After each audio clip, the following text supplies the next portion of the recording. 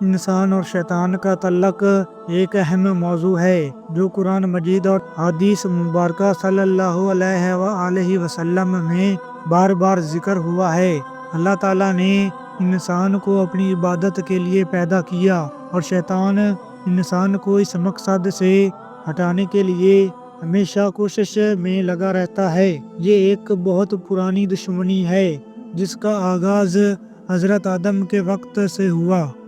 پہلا حصہ، شیطان کا انسان کا دشمن بننے کی وجہ۔ شیطان، جس کا اصل نام ابلیس تھا، اللہ کا ایک عبادت گزار جن تھا۔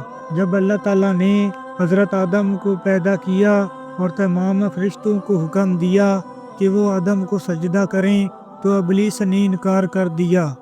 قرآن میں ابلیس کے تکبر کا ذکر۔ ابلیس نے کہا، میں اس سے بہتر ہوں، تو نے مجھے آگ سے پیدا کیا اور اسے مٹی سے، تو میں اسے کیسے سجدہ کروں؟ سورۃ صاد آیت نمبر 76۔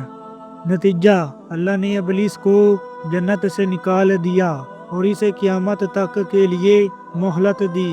اس دن سے شیطان نے قسم کھائی کہ وہ انسان کو ہر ممکن طریقے سے گمراہ کرے گا۔ دوسرا حصہ، شیطان کی انسان کو بہکانے کی چالیں۔ شیطان انسان کو مختلف طریقوں سے گمراہ کرتا ہے۔ وسوسے ڈالنا۔ شیطان دل اور دماغ میں برے خیالات پیدا کرتا ہے تاکہ انسان نیکی سے دور ہو جائے۔ خوف اور لالچ۔ شیطان انسان کو دنیاوی چیزوں کا خوف دلوا کر اللہ کی راہ سے دور کرتا ہے، جیسے رزق کا خوف یا گناہوں کا فائدہ۔ نیکیوں سے روکنا۔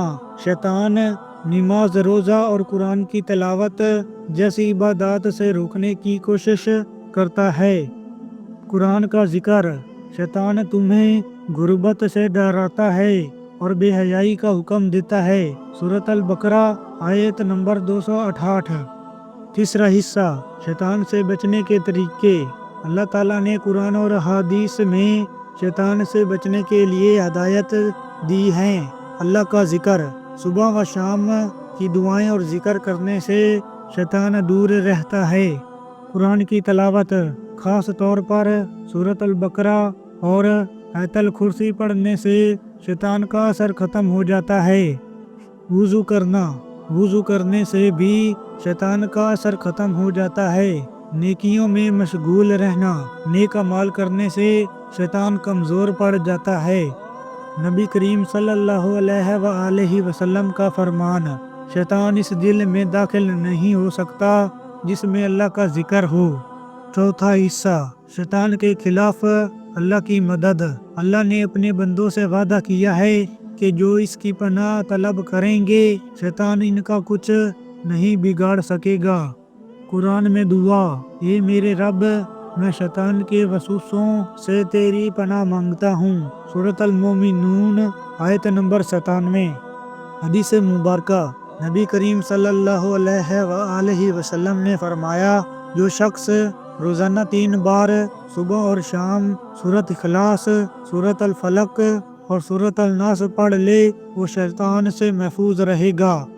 پانچواں حصہ، شیطان کو شکست دینے کی مثالیں۔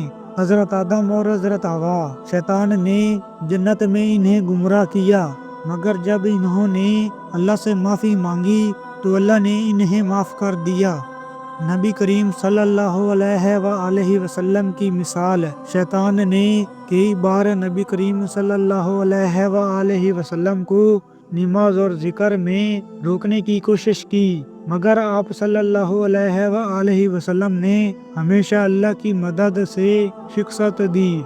شیطان انسان کا کھلا دشمن ہے، مگر اللہ نے ہمیں اس کے خلاف لڑنے کے لیے ہتھیار دیے ہیں، جیسے ذکر، دعا اور نیکی۔ اگر ہم اللہ کے قریب رہیں تو شیطان ہمارا کچھ نہیں بگاڑ سکتا۔